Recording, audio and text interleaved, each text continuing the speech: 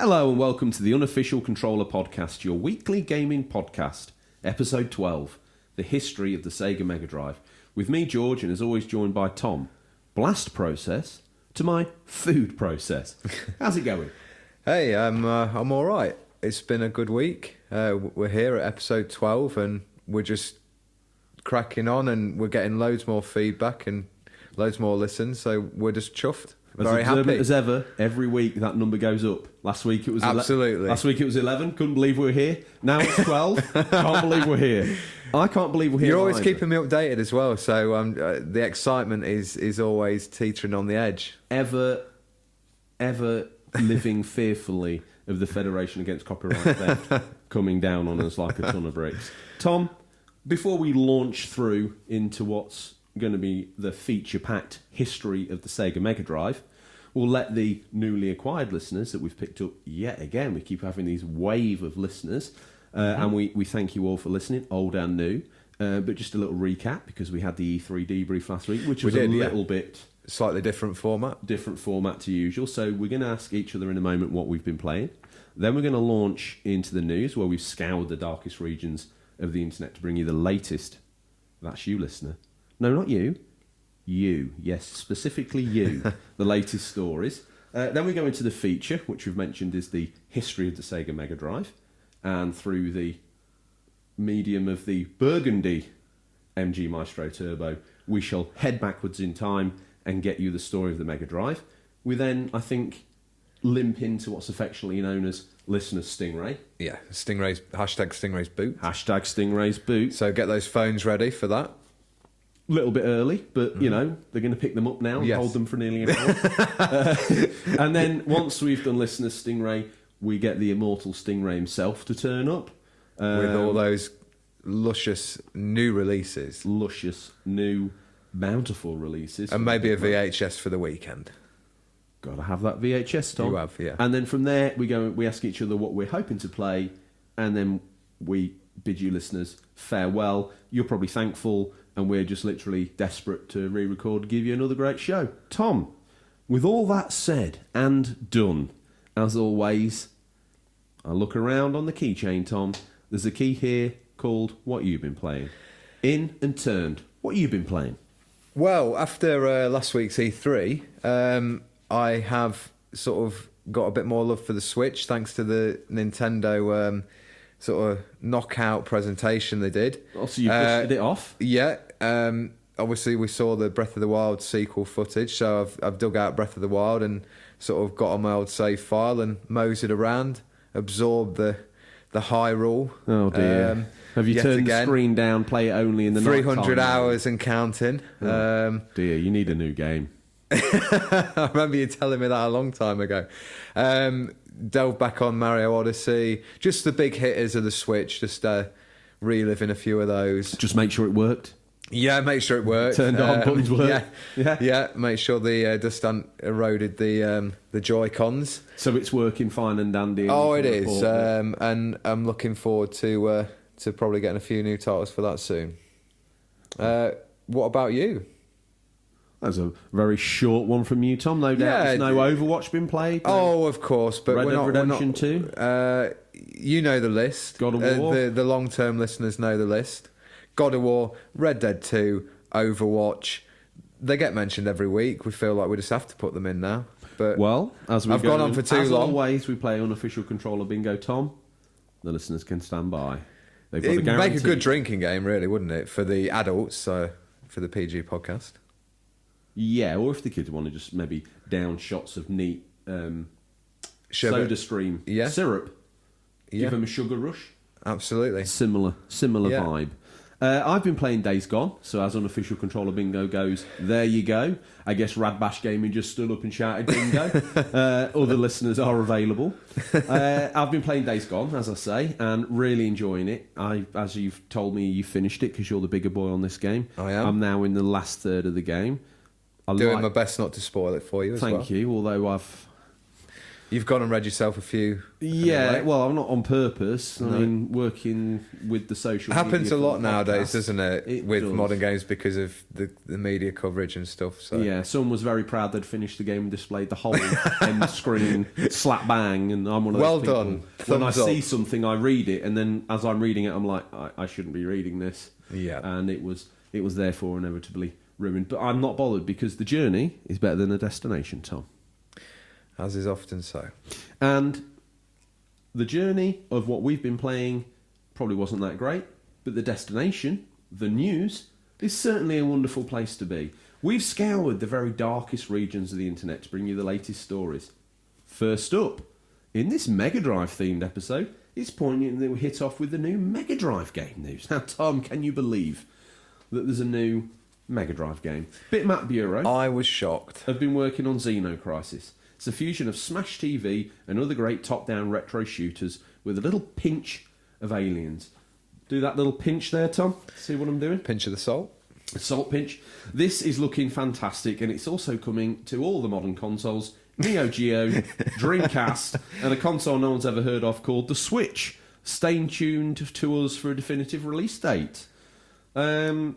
Interesting one, that, isn't it? Yes, very much so. Again, It looks quite cool. The idea sounds good as well. very excited that we've got talk of a new Mega Drive title in the retrospective. It's slotted in quite well this week as well, hasn't I think it? Bitmap Bureau were sort of thinking when would be a good time.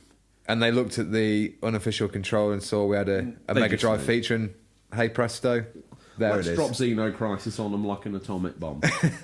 Tom? I'll lead in with this. Oh, he wants this, does he? On the point of me being very excited about Nintendo's E3 presentation, you show me the love, I'll keep coming. Seems Nintendo did well at this year's E3. Okay, Keanu Reeves' inclusion in Cyberpunk 2077 was incredible, but ICO Partners, a market intelligence company from the UK, they've crunched the numbers, and it seems that Nintendo E3 presence at E3 has consistently grown year on year, with this year being their biggest. But have they blown too soon? Will the Zelda title have the power to steal the show from the inevitable PS5 and Xbox Next reveals next year? Is a sequel to, I mean, let's face it, a great game, Breath of the Wild, enough to make Sony and Microsoft a little bit nervous? Or It depends if it depends if next year they come with actual gameplay. If they do another Razzmatazz CGI trailers and then Nintendo rock up with like, here's our game, you can play it on the show floor, and then I think it'll. I think, though, we are going to see real gameplay. We're going to see real consoles. We're going to see real games. They need to, don't Here's they? a slice of reality for you, Tom. That's what's coming. Have Nintendo got enough in the bag to secure themselves a decent showing at E3 next year? Yeah, I think so. Do you think they need hardware announcement this time next year? In a little bit of flash news, Metroid Prime 4 is currently hiring a art director, which, as many sort of fans might think, that's early stages of the game's development, so we might not even see that at E3 next year. Yeah. I just thought I'd slot that in there for any Metroid Art's fans. being quite a big... Yeah, it's like drive early stages, in the isn't it? game, It's isn't like it? Yeah. it's almost planning the art direction of it. But you I'll lead us in with the Yes. next one. Car, here boy, good boy. CD Projekt Red have confirmed that Red Dead style your car will be summonable in the upcoming Cyberpunk 27, which must come as a relief for Red Dead players reverting to GTA 5. This is going to be part of the futuristic AI system on the car, and not unlike the cool car feature in modern Teslas, we're getting more and more excited for this game, and the cool car feature is one that makes us feel happy, Tom. Come out of a building, we don't need to worry where we've parked. We whistle old car over, and here it comes. Good old Kit. I mean, that's a good idea, isn't it? It's going to make things easier for getting around Not this only does it massive play city. into the narrative quite well, it keeps the gameplay moving in a positive direction. Because, bam, car's there, you call it. Wherever you are, you can get the car to you. So, obviously, CD Projekt Red have said, like, this AI system is on the car and the bikes. That is cool. But I did hear they also said there's going to be boats and flying cars, but both of those are going to be to do with the story. you're going to be in them as a passenger but not able to drive them. Okay, I'm fine with that. Yeah, I think it just helps add that immersion. I mean, maybe see being in a futuristic city. See the planes and boats more as like the taxis or the train network in any other sort of open. Maybe a Back to the Future style thing of where Doc Brown's flying Marty in, and he's like, "Are we flying?" And he's like, "Yeah." And that'd be cool in the flying car. Again, Tom, as always, you sound absolutely blindingly excited by the upcoming game. I'm going to take this one as well. Go for it. In fact, I tell you what, this first bit's an Ian McKellen line, so maybe you should read that, being his stunt double and all, and I'll read the news. Keep it secret. Keep it safe. Or not, as Ellie actress Ashley. And then, guys, let's just wonder there, that was Tom. That wasn't Sir Ian. Ellie actress Ashley Johnson, during an episode of Critical Role, the D&D podcast, if you haven't heard it, you should check it out. She seemingly said that the new game would be coming fair. Well, there's only 1 month begin with an F. Some news outlets say internally Sony switched Last of Us 2 for Death Stranding, which was seemingly due after Last of Us. So we have the confirmed Death Stranding in November, and apparently, Tom, looks like we're going to get Last of Us 2 February 2020. 2020. Yeah. That would kind of make sense with the Death Stranding release in November to sort of see him through the busy Christmas period and then have another big release, bang, February. Rumours are circulating that it might be Valentine's Day as well. 14th of February. Fall in love with Last of Us 2 all over again. Yeah. And unsurprisingly, for our last bit of news, we have no sponsor this week. Begrudgingly, Tom's forced some more Overwatch news onto the news segment, Tom. So please, while me and some of the other listeners pull up a duvet, plump our pillows, everyone who's still awake, going to find out about this Overwatch news, Tom. It's your favourite guy again, the Haitian, Baptiste. The only man I know. It's called the Reunion Challenge, and it's available from June 18th to July the 1st. You can play and watch and earn. So you complete 9 competitive matches or quick play matches, and you can earn a new Baptiste skin. So I'm definitely going to be trying to achieve that. Even though I don't play a healer, I still want the skin, as always. So yeah, a little bit of multi-format news there for you, for everyone who owns Overwatch. Most of the long-term listeners there have heard Tom, the most animated he's been in all 12 episodes for the last 30 seconds. Finally sounded like he'd come alive with that little bit of Overwatch news. I'm sure for all the listeners out there that are big into team, you could be the healer on my team. Every week, let it go. Game's dead. No one plays it anymore. Tom, if people wanted to get in touch to explain to me how much they still love Overwatch and how much Baptiste is still relevant in this game, tell me, how would they do that? Of course, they can reach us at questions@unofficialcontrollerpodcast.com, or as most of you do, direct messages on Instagram or Twitter. And don't forget the hashtag Stingrays boot if you want to be involved in that as well. Fantastic.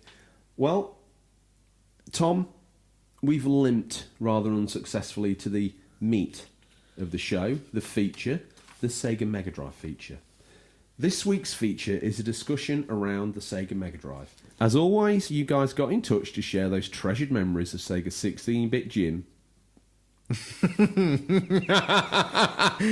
Pokemon! No, leave it in. Pokemon Jim. We'll start that again though, listeners, because it's special, and we want this to be special. This week's feature is a discussion around the Sega Megadrive. And as always, you guys got in touch to share those treasured memories of Sega's 16-bit gem. And we're including those to add a real personal touch to this story. Tom, the emotions are getting to me. They're running high in the bunker today. And it's now that we need to think about how we're going to make this feature come together. We need to time travel. So if you could get round the back of the chair, Tom. Okay. Let's make our way to the lift. Push. I'm a pushing. And as we push forward to the lift area, Tom, watch my leg on the door. Yeah, we'll just keep Tom, it tucked in. Just be careful, will you? Because it hurts. Okay, Tom, if you could press the button. I will. We're on our way. Tom, lift music's fixed. Of course. You know Jeff the electrician? Oh, that dodgy-looking character. He's not been round Yeah. Mumsy again, has he? Yeah, well, yeah, don't tell old Lord. Lord Ponsonby. right. Yeah. I mean, he claims he's corgi registered, but I just heard he walked the Queen's dogs once. Well, and with that rather duff joke, we land here at floor punchline. The door is open, Tom. Wheel me out. We've dropped down 2 floors to where Stingray keeps his ex-car hidden. That's all a little bit woolly since we came up with Trace Ray, but don't worry about it.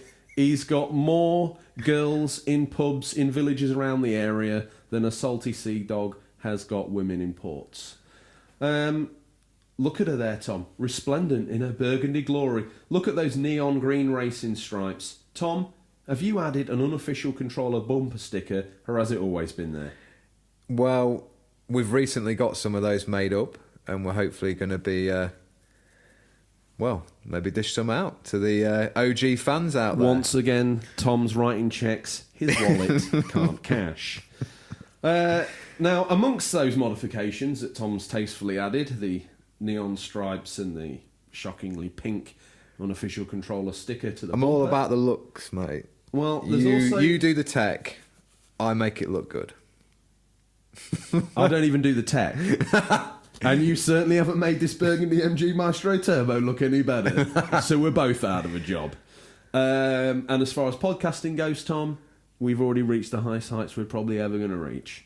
Who knows? Mediocrity is a great feeling.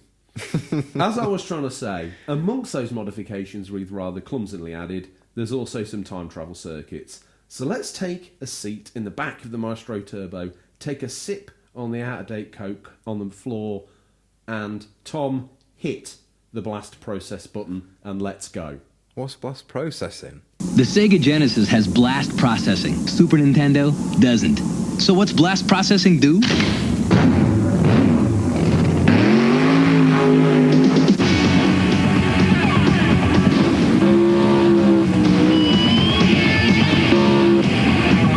And what if you don't have blast processing?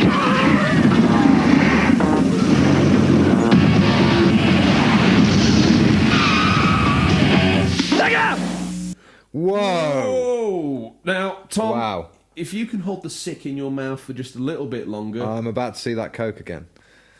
Here we are, listeners. 1980s Japan, 29th of October 1988. To be precise, it's launch day, here in the land of the rising sun. Before we go into the console, as always, let's take a look at its development up to this point. So the video game crash had happened, and console gaming was now firmly associated with Nintendo, pitching their console just right to snare an audience that was there but just waiting for the hardware to catch up. Sega caught on, the market looked buoyant again, and released 2 consoles, attempts to break the market dominance of Nintendo. The SG-1000 and the more fondly remembered Master System. Though both solid consoles, they failed to break the Nintendo stranglehold. Though the Master System did see great success in Europe and South America is still a staunch Sega territory. I didn't know that. Yeah. Very much so, yeah. Yeah. I don't know why or how. I think they had a third-party licensing agreement where a company in South America, Brazil most notably, built the Sega consoles under license. Like the Master System is still a big console over there. Wow. And when you get to be a bigger boy, you get the Megadrive. I think they're still releasing sort of third-party-ish games over there, sort of Brazil-centric games around little things that they've got associated in their culture. But I'm who sure would we'll have see thought- Xenocrisis over there. Tell you what, if the bigger boys were looking for a big hit title coming out, I mean, Brazil just got its eyes open, Tom. Now, at this point, we've got to remember, let's have a little fond dig into our memories. Do you remember the Master System? One of our cousins had a Master System, if you remember that. Yeah, I remember it briefly. I remember the cartridges were really... It sounds bad, they look ugly. They had like that sort of brick pattern on the top. Well, some people like that, but obviously you I weren't suppose one it of is very retro and sort of distinctive. Now, the Master but yeah, System, I don't have... It was... Obviously, the Master System was an 8-bit machine. The NES was an 8-bit machine. Yeah. But the Master System was significantly more powerful than that, but it just I think it just came at the wrong time. The NES already had a massive installed user base. Yes. In the UK, the Master System did well here and in larger Europe continent. It saw some good success, but in America, it just couldn't break that deadlock of the NES. Yeah. So Sega needed something different. They needed to move quick and go for a 16-bit machine. Now, Tom, we all know about Sega and their arcade history, but it was here that they looked to work on that, take some of those boards they developed, and starting with their 16-bit arcade boards, Sega started to experiment, adding in a Motorola 6800 and a chip from Yamaha for the Megadrive's awesome sound, that dirty grunge that, while less orchestral than the SNES, it excelled with the kick-ass 90s rock that those games came out with. That sort of dirty guitar riffs sound. and yeah. When the SNES was on form, its music was just, it was very, very nice. It was orchestral. It was all those Nintendo noises that you like to hear. But over on the bigger boys console, on the Mega Drive, it was all hard thrash rock and Nirvana inspired riffs. Yeah. And that sounded that distorted vibe actually played into that Yamaha sound chip, which just sort of added. I mean, you look at 16-bit soundtracks as well from both consoles, and they're really popular now. Like there's many YouTube sort of playlists out there of Tom, a very popular era for some third-rate hokey-cokey podcasts play themselves out and in with the 16-bit medley. Yeah, those guys. Dime a dozen. Yeah. Dime a dozen. So that was the console was being formed there at Sega HQ. A little bit of arcade, a little bit of Master System, a little bit of something special from Yamaha to get the sounds going. But the console needed a name. In Japan and other territories, the new machine would be called the Megadrive to show its superiority to the Master System, but also showcase their 16-bit console's power. Now, Tom, our American cousins, unfortunately, the name Megadrive was already in use in America by a tech firm, so it was decided to name the machine Genesis, a way to show powerful new beginnings, and listeners, they sure did that. Funny for America That's a good fact there. Come up with a biblical reference. Yeah, that's with cool. the Genesis. You ever any thoughts on the Genesis Megadrive name parody, Tom? Well, as a young boy, I did find it strange that it was called something different in another country, and there'd be like this. You sort of. We had an American lad at school, and he would be like, did you have a Genesis? And you'd be like, what? What are you talking about? Oh, right, Mega Drive. okay. Yeah, I had one of those. So yeah, that's a nice little fact there for the listeners. Let's just take a listen to Retro Gamer Thomas. He's chimed in. Good bit of feedback. Where's Retro Gamer Thomas from? Is he from America? Well, I was thinking that he's from Instagram. Yes. He is from Instagram. Tom, what has he got to say to us? Well, the Mega Drive, he says, the Mega Drive is one of my all-time favourite consoles and one I love collecting for today. There's a lot of collectors out there, definitely, for the Mega Drive. We've had some great feedback. He goes on to say, I remember hardly having any games back in the day as I couldn't afford them. Have around 120 games now. Wow. I don't even think you can beat the video-like cases and artwork, plus the best startup screen ever. Sega. Nice work there, Tom. Brought in your method acting. He's made some good points. Those cases and artwork. Let's talk about They're that. very like, almost like VHS, like that little clip shot. What I like about the case for the Mega Drive, if you got a SNES or NES game back in the day, cardboard. If your cousin got a little bit excited and he sat on the box, it was ruined. It would blow out. Yeah. The art would rip. The whole inside case would flatten. Sega were really thinking there that it was a hard clamshell sealed case that protected the cart inside. It cart clipped in as well. It told it steady, so there was no chance of it getting damaged. The manual tucked away, keeping the cart in pristine condition. That's one of the best things about collecting for the Mega Drive, because if you go for the boxed one, very rare, I mean, sometimes you get fade and rip damage to the sleeve. 9 times out of 10, you've got a pretty good game condition there. If you want to go for hang tabs, if you're a collector, you might want them all to have hang tabs. I mean, yeah. another cool feature, like just again, Sega doing stuff that was then not replicated with the PlayStation like shatter cases and the N64 more cardboard again. We all know they love Labo, so early days. They were thinking recycling, and Sega were a little bit like the antithesis of Captain Planet. They were going to make it out of plastic. It's going to last forever. Good point. And as you make a solid point, Nintendo love a bit of cardboard. One of his other points about the cost of not being able to afford them back in the day. Again, we talk about DLC and season passes and the cost of gaming. Back in the day, cartridges were expensive. Probably £60. Is that about right? Yeah. Yeah, I remember, and I think there were some games. I think one of the listeners makes reference to it. Virtua Racing on the Megadrive was a whole bespoke cartridge to make space for the FX equivalent chip that was in there, and that was like, I think, £120. Oh wow!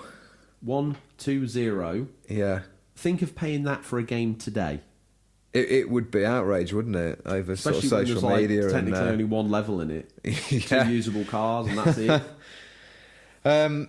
Well, thanks for that, Retro Gamer Thomas. Always good to hear from you. So back to it. Launch day on this crisp autumnal Saturday.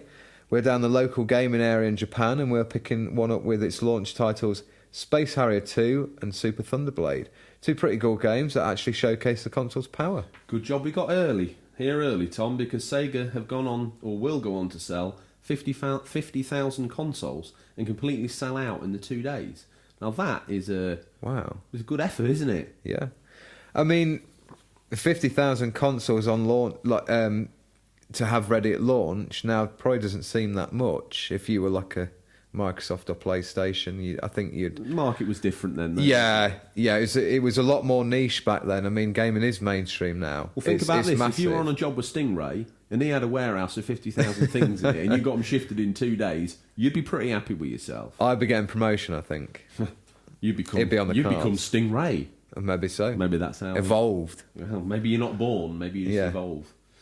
Stuck in the Past Lane, a listener on Insta, is a fan of Sega Arcade and especially Outrun. Let's hear his memories. Initially, I bought a Master System for the fact I could play Outrun at home and loved it.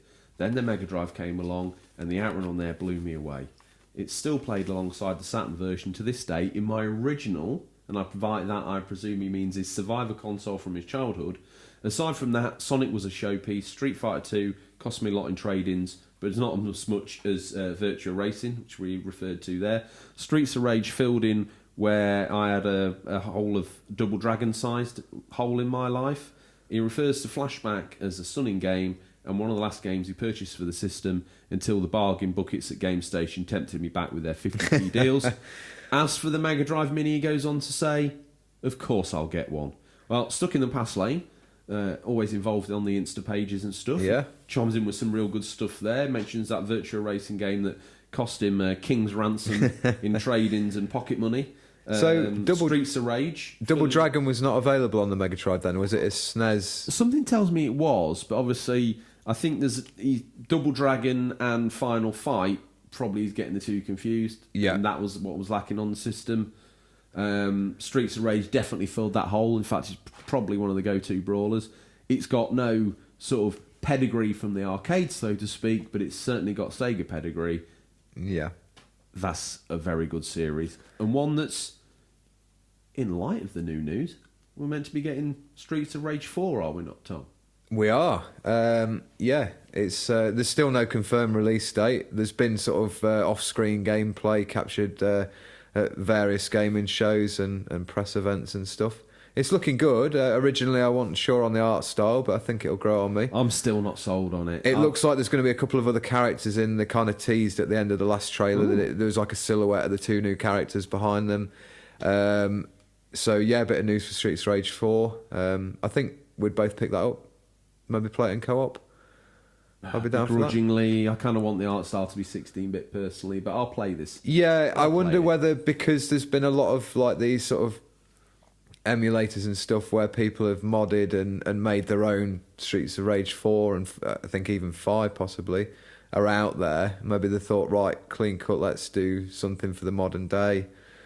I don't know. We'll see whether it works. I'd like to see a really good Streets of Rage game. It's cool to see those sprites, isn't it? And those little details. Kind of Imagine how good it would look now with the animations and everything. Well, going back to just discussing 16-bit sprites and graphics, I picked up Owlboy on the Switch, and it's got that 16-bit art style. It looks really good. I think it'd be great to see some more titles like that. Okay, well, back to the launches, Tom.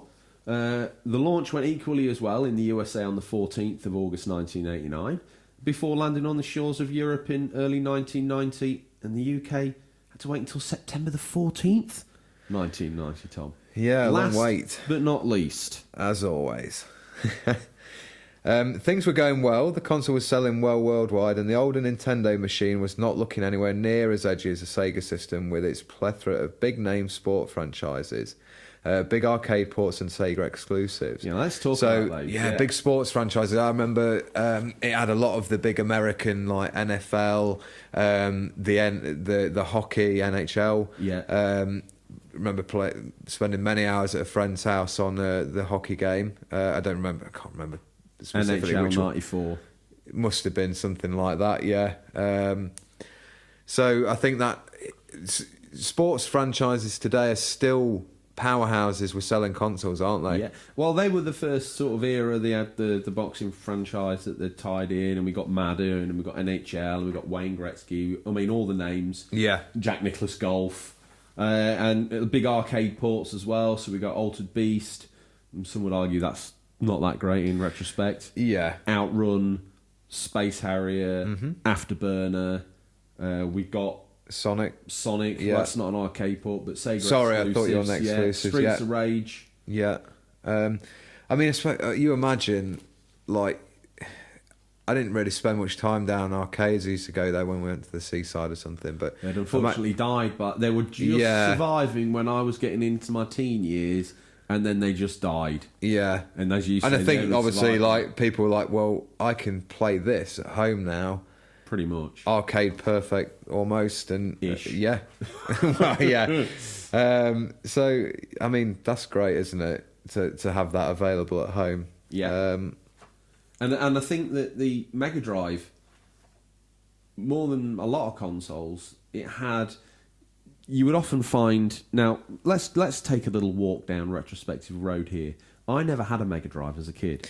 No, you were a big Nintendo man, weren't you? I was Mr. Ninty, and I wanted a Mega Drive, but my parents had the foresight, I don't know, or not, to get me a Super Nintendo. How the turntables have turned. Well, you know, how the turntables have turned. Michael Scott reference. But looking back, as an older guy with some disposable income, I wanted in on the bigger boys console.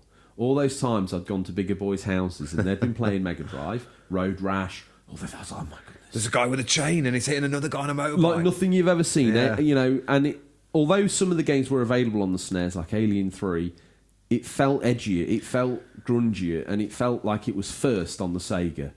All the bigger boys had it. There was the talk of the Mega CD. At the time, when the Mega Drive was really in its prime, I had the Atari ST, so I wasn't even in the SNES gang. I had to wait right until the end, and I think in 1993 or 1994 I got my SNES. So you can see how long I waited to get in on the 16-bit consoles.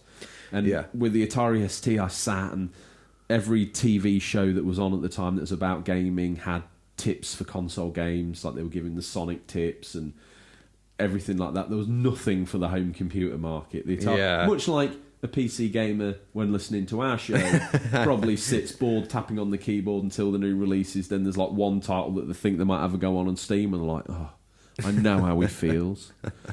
So we can empathise. Yes. But to that end, really was a very cool console to own. As an adult, I've gone and bought Mega CD 32X, a bootload of games, much like Retro Gamer Thomas with his 120 there. I've probably got a similar number to that. Probably not as many, but I've tried to pick the games that I really that were super cool in 90s, like Mortal Kombat, NBA Jam, got to get the Sonics, all that sort of cool stuff. So on that point of you having one now, and Retro Gamer Thomas's comment about looking forward to the Mini, and he's probably going to get one. Yeah. Will you be picking up a Mega Drive Mini? I've got a lot of the games already. I think it's around $69.99, isn't it? But it £70. does look quite cool, and it does solve the whole RGB scar issue with a modern TV. Imagine if we tell people where we are right now, back in time, in Japan. Say, Megadrive Mini. Don't say it too loud. Oh, we won't. Whisper it. Get us arrested. Megadrive Mini. Yeah. Is £70, and you're going to be paying £120 for virtual racing. That's where the future's heading, my friend. Yeah. It would blow minds. We best not say it too loud. Well, Tom, my mind's still located firmly within my cranium. I'm from the future, though, so unlike these Japanese friends of ours here, you're right, it could blow their minds. It's doubtful, because you don't speak the language. Thankfully, that's going to get us out of a lot of holes. And I don't think they believe us. But with all that talk aside, Tom, as good as Sega were having it, they still needed something to push them over the edge. Despite earlier attempts at a mascot, Sega still didn't have one that shifted systems. That was until sourced from an internal Sega Japan competition, Mr. Needle Mouse arrives. Or as we know him by a slightly more popular name, Sonic the Hedgehog. Now, this character frustrated the living daylights out of Sega of America, who were completely perplexed, thought it very Japanese and had no idea even what a hedgehog was. Sonic Team was formed and Yuji Naka was immortalised along with his creation. America, though, Tom, they recognised the system seller. Sonic was sold as a pack-in title in America, which, as you can imagine, Sega Japan resisted initially because you're taking our new darling that we've just spent millions on and you're going to give it away. But they eased off and the plan shifted loads of systems. And now it's like because the pack-in originally, Tom, was Altered Beast. Really? Yes. I mean, they might as well have sold you a rubber kosh to smash yourself over the head with 15 times. I mean, Altered Beast versus Sonic as a first intro to the console. Yeah. Sonic's a great no-brainer, idea. Isn't it? Absolute no-brainer. I can see Japan being a bit nervous. Yeah. Like, well, wait, hang on a minute, think of a big game, Gears 5, you're giving away that for free? No, is it just with the console? Yeah. Are you insane? Absolutely. You heard it here first, Tom. Shocker. Tom claims he's insane. Just going back to your point about the Mr. Needle Mouse and his Japanese, that's sort of where he's come from, and worried about will it work. To me, he looks more American, like US animated design. Yeah, really. definitely. If you look at him, well, they were trying doesn't look very anime, does he? When they made Mr. Needle Mouse, they wanted to give him like a cool, edgy look, and that's why they gave him the trainers. That I think they were inspired by the trainers that Michael Jackson. Nike obviously album. being very getting massive in the 90s, and he was a very at the time 90s was all about tood and saying all those sort of surfer skater words and all that sort of stuff, radical and all that. And Sonic came at the right time. Yeah, absolutely. That's good. Genius marketing, really. Perfect marketing. So, going back to that, David Bones, a listener on Insta, he's chimed in here, just like you can. My favourite games are Sonic and Knuckles, Locked On. Oh, yes. You can't... He's locking on with that. The lock-on console cartridge technology that allowed the Sonic and Knuckles I remember this, to lock on to the other consoles. Because Sonic...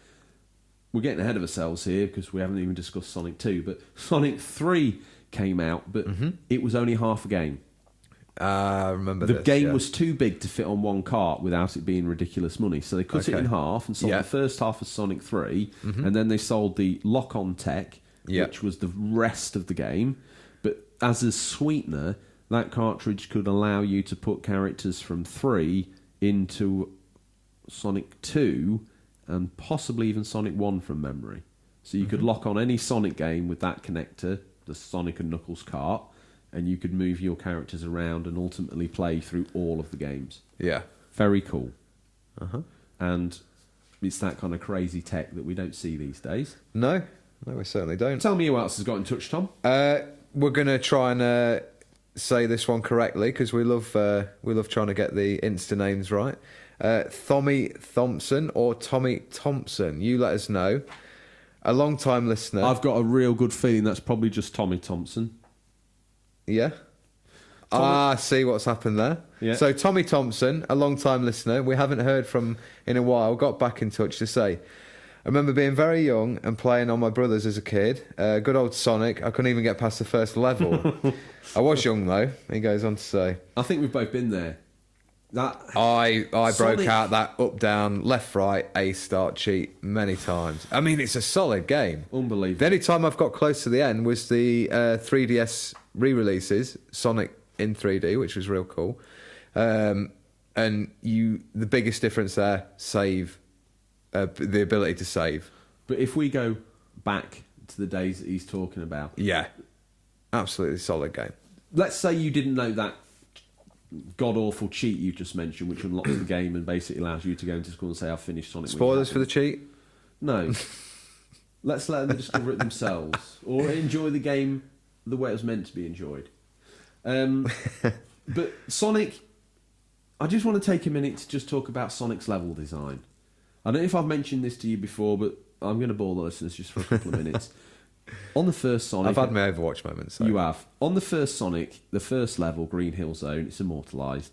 You play and it is breakneck from start to finish. Yeah. It's fast-paced, Light it's speed. loops, it's upside down. They do position, this is one of the quirks of Sonic, they do position the little bumpers every now and then. When you're hitting your flow, unless Yeah. you can clear it, Knocks you're you going to get back. stopped and it knocks you Yeah. back and kills your momentum.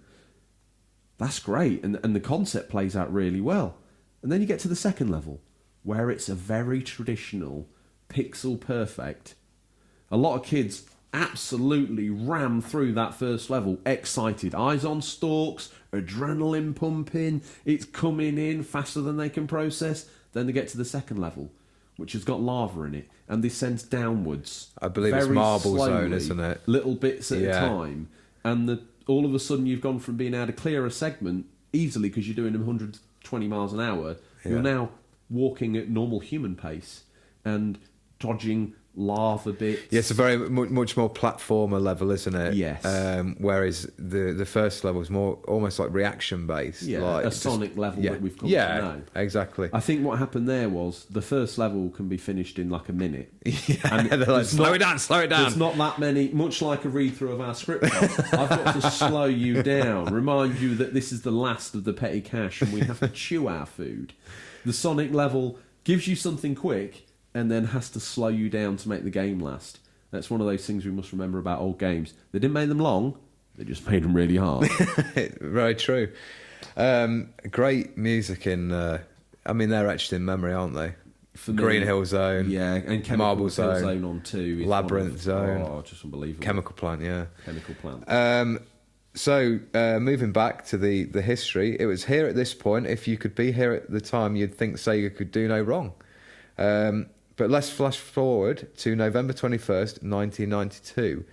This is Sonic Tuesday, and I it's set to be remember one of this. the biggest days in gaming to this point. I remember the hype for this, Tom. There was like signs, there was billboards, it was Yeah. on all the morning TV. Bad Influence to the section about Sonic Tuesday. If you don't know, that's a UK children's gaming magazine on TV. Games Master had like people running through the game and doing competitions and bits and bobs. Sonic Tuesday was huge. Yeah. In gaming, like no one has shifted games like this was shifting games at the time, especially here in the UK. It was craziness, and we'll go on to say shifting 6 million copies years to date and being the best seller in the UK charts for 2 months. That's what I'm saying to you, Tom. People don't realise that the UK was on fire with Sonic stuff at the time, and Sega was riding high.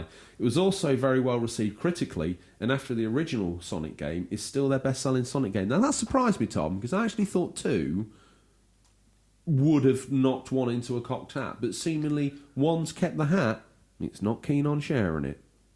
I'm very surprised by that stat as well, really. And when I read through, that was all copies to date. So I'm Yeah. guessing Xbox downloads and Yeah. PlayStation downloads of the original games and iOS downloads of the original games. Yeah. It's available on everything now. Yeah, as it doesn't well, sound isn't that big a So- number in that retrospect. So I'm probably pouring a little bit of cold water onto it. But either which way, Sonic 2 still hasn't been the best-selling Sonic game, which is a shame because it is the best Sonic game. Yeah, I'd agree with that. It narrowly missed out on my top 10 games of all time. replaced by Streets of Rage 2, which we'll discuss later in the show. And if you want to catch up on the adrenaline-fueled ride that is our top 10 games, episode 1. Bloody Palace is open. Check it out. Yeah. And Tom, while we're checking things out, someone else new that's checked us out. New listener. 8-Bit Overhaul. Now, they're on Instagram. Tom, what have they got to say? He says, my favourite memory of the Genesis/Megadrive is getting the system for Christmas one year. I got a Model 2 with Sonic 2 as the pack in the game. I rented a copy of Aladdin for days. I'm so nostalgic for the audio of the system, and I will always carry fond memories of playing Toe Jam and Earl with my twin brother. That's a good one, isn't it? Yeah, we like those memories. We do. We're a PG podcast. We like stuff like that. Now, we talk about Sega pushing hard in the UK, and it really was. It felt...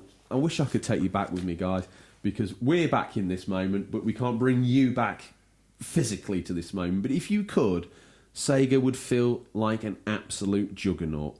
Edgy TV ads starring Barry from EastEnders wiring some slick-looking dude from Soldier into a gaming chair while strobes flashed and gameplay filled the screens. It was all welcome to the next level, blast processing, and Sega does what Nintendo don't. Here in the playground, Sega was the bigger boys console. Yeah, talking of bigger boys, new listener, Dubai Jim remembers duping a rich kid into swapping his Mega Drive for a Game Gear. Really, I think I got the better deal, he says.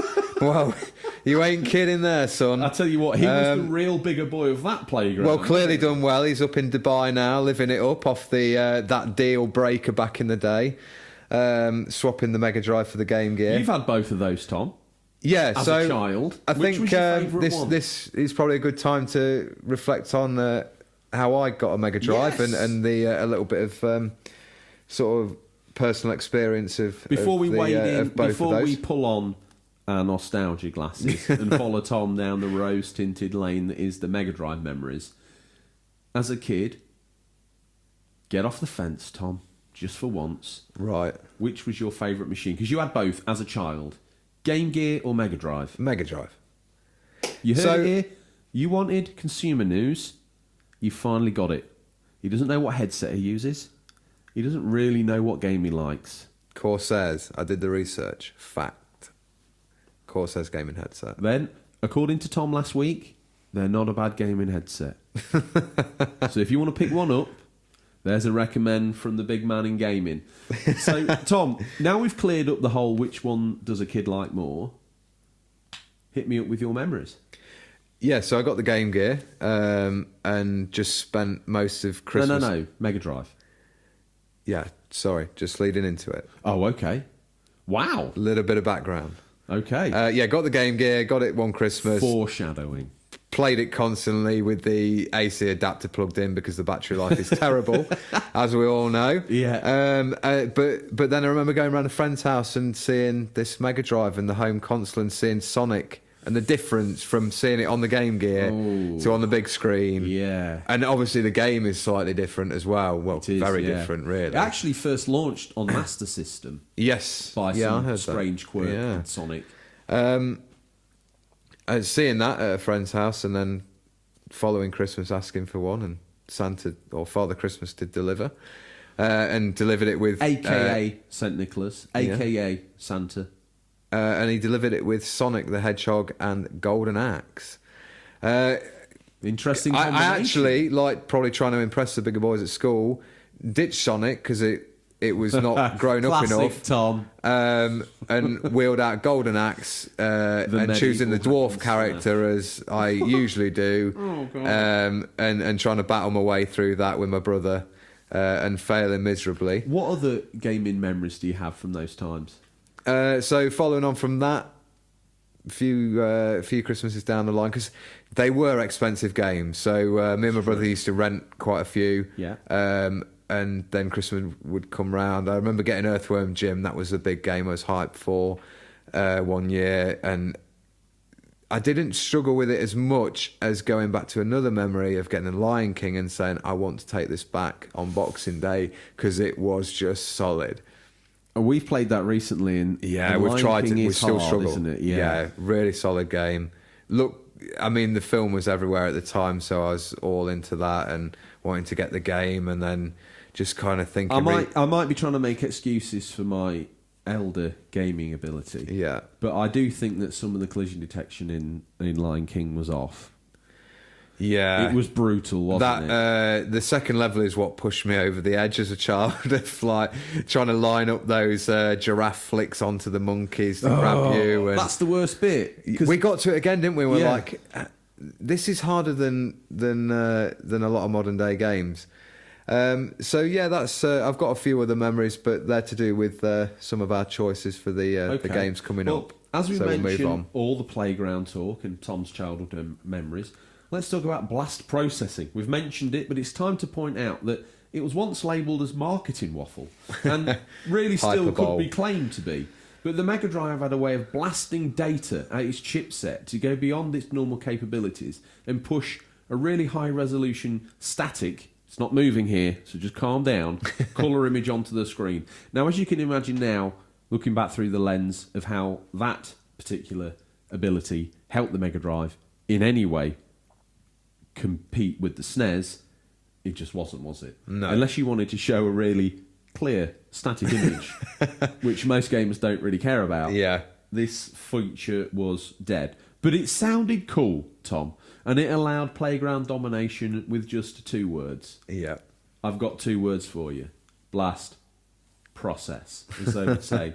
Our cousins would say. Yeah. Now, you've mentioned Lion King, and how can we forget the immortal tie-ins with Disney, the Mickey games, Aladdin, Lion King, Pinocchio, and these games also saw the rise of David Perry and Shiny Entertainment, who were behind the Disney games, and their breakout star of their own, Earthworm Jim. Now, Tom, if you want a 90s hero, Earthworm Jim is that man, isn't he? Yeah. So, yeah, obviously I've mentioned I got that one Christmas, and he's just really great character design, isn't it? It's colourful, it pops off the screen, and just really weird, bizarre. Really great character design. Really very difficult gameplay. Do you think? See, as I said, I found that easier than like the platformers like your Aladdin and Lion King and... Oh, well, how far have you got on that without a save? On Earthworm? Yeah. Ooh. Past the first level? I'd say halfway. I flipped the cow in here, George, I know I did. I remember the bits on these like sort of space bike thing and that sort of that tunnel effect of so trying to all that platforming. If you didn't finish that, if you all of a sudden, bam, here's a new way of playing this game. Yeah. By the way, if you don't finish this, it's game over. You've gone from being pixel the stakes were high back then, weren't they? To into the screen driving. It very, very, very harsh, but you know. We've got a new name to the show on the subject of Earthworm Jim. Oh, okay. Geek Play Record. Is he on Insta?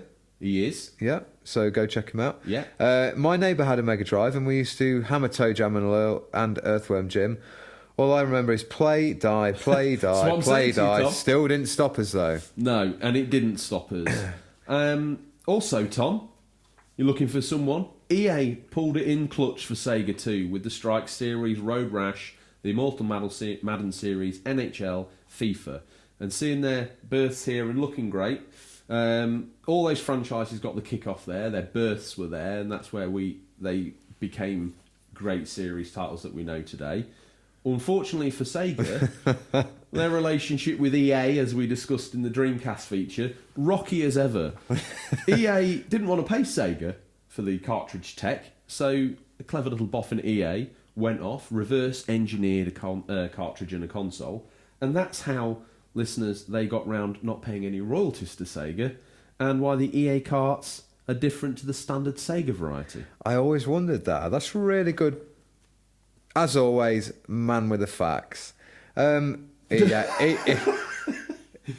researched to bring you the latest features list. EA, yet again, dirty villain. Like the pantomime. You could argue, some could argue, as you say, like the pantomime villain in Sega's story. Like the Les Dennis evil genie at the Christmas panto. EA were the ones that were really having a way with Sega's fun, to be honest with you. Yeah. Yeah, I had Road Rash and a few of those sporting titles, and always wondered why they had like a little yellow. I don't know, it was just Road Rash. Yeah, I seem to remember like a It was little yellow inset that said ECA on it, the old logo. Mm-hmm. Obviously, us being kids, I thought it was a switch or something. Yeah, It yeah. looked You're there, you could interact why with won't it. this push in? You got it. But do you want to take this next loyal listener? Yes, it's here the likes of Podgy Podge, a loyal listener, comes in with Castles of Illusions, many memories of that game. Road to Thinner Me, lists Road Rash as his favourite, but cites that when EA were good. And the Immortal Radabash Gaming loves Beyond Oasis. That's a great RPG. And another name, favourite of the show, Sharaban lists Thunder Force 3 for its great shmup action. Very good. Tom, seems like a great place to dust off the cryogen box that we keep odders in. Oh yeah. Defrost him, Tom. He's going to come out with a little bit of carbonite freezing blindness. He's going to be angry. Help him through it. What's he got to say? Odders UK goes on to say, so many memories for the first time I played one was at my mate Steve's house, and we played Golden Axe. The hype and build up for Street Fighter 2 Special Championship Edition. Up until then, it had been a SNES exclusive. Saved up my Christmas and birthday money and pre-ordered it with a 6-button controller with a coupon I claimed from Mean Machines magazine. Now, that was the go-to magazine for the Sega owner back in the day. I used to look through it. The smaller boy at the newsagent flicked through, looking at all the games that he couldn't have. He also goes on to say Splatterhouse terrified him, and Final Fight on Mega CD was a whisker away from Arcade Perfect. So when Sega finally did get Final Fight, it came on the Mega CD, Tom, and it was awesome. So the thing is, we've spent quite a lot of the time there talking about how well it was going. But I'm sure the listeners are wondering, how did it all go wrong, Tom? Well, lo and behold, Sega, being the crazy tech-pushing gurus, didn't know when to stop. Well, we've seen that before, haven't we? And no sooner had they prototyped an idea, it was seemingly marketable. Menacer light guns, a 3D interactive fighting pad that sensed player movement, the Sega Activator. We could do one of those now for VR. Right, yeah. You kind of like... Let's not imagine... I'm aware of the Menacer, so do you know much about this fighting pad? Let's just take a little turn down self-indulgent street, Tom. The Menacer is a light gun, for our listeners that don't know. It was a bit like a bazooka, wasn't it? Yeah, it was. It came in quite an obnoxious form on the Mega Drive. Yeah. It came with like different eye sockets. Similar to the SNES Super Scope, yeah. Yeah, absolutely that. And had, like the Immortal Super Scope, the Menacer probably ended up having 2 games, much like the Super Scope. And the 3D interactive fighting pad, it was basically a circle that you assembled around yourself on the floor. Right. Now, I'm not trying to wow you here. At the time, there was a lot of wowing going on, how this 3D environment sensed your every move. Yeah. I think it was basically about 4 TV remotes nailed together that put a line of infrared up into the air. Yeah. And as you broke that line, that Right. was that was signified to the console you were pressing a button. Oh. So you had... Very high tech.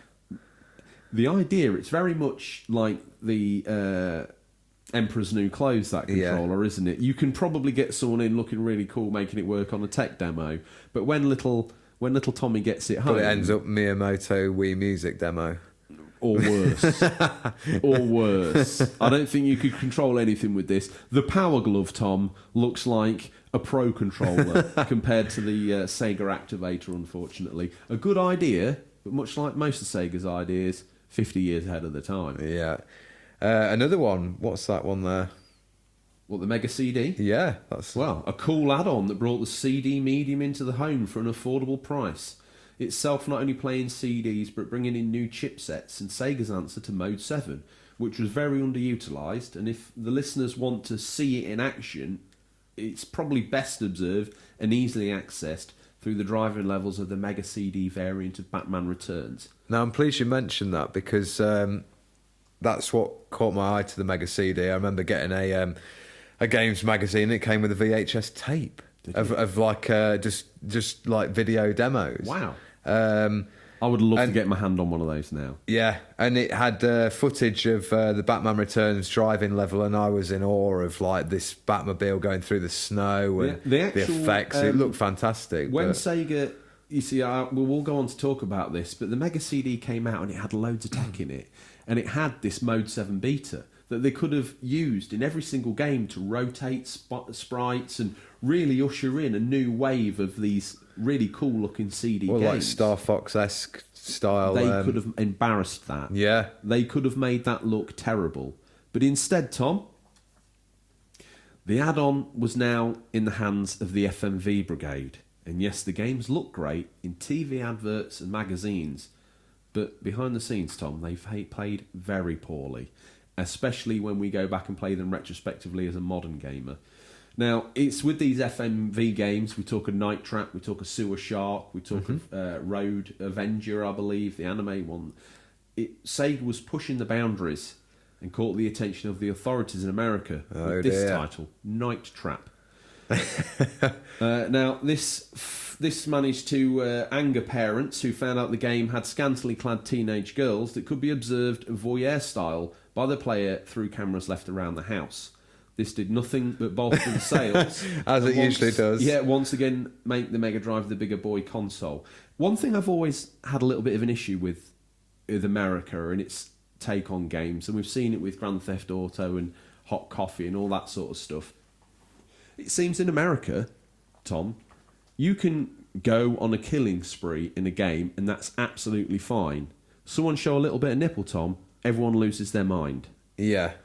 One of those is far less dangerous than the other. Absolutely, yeah. But violence in the games is fine. Little bit of a scantily clad teenager and the world goes crazy. Yeah. I find that I've always found that sort of hypocrisy very strange. Yeah, it's a strange world we live in, isn't it? Put a scantily clad lady in a game, 18 certificate.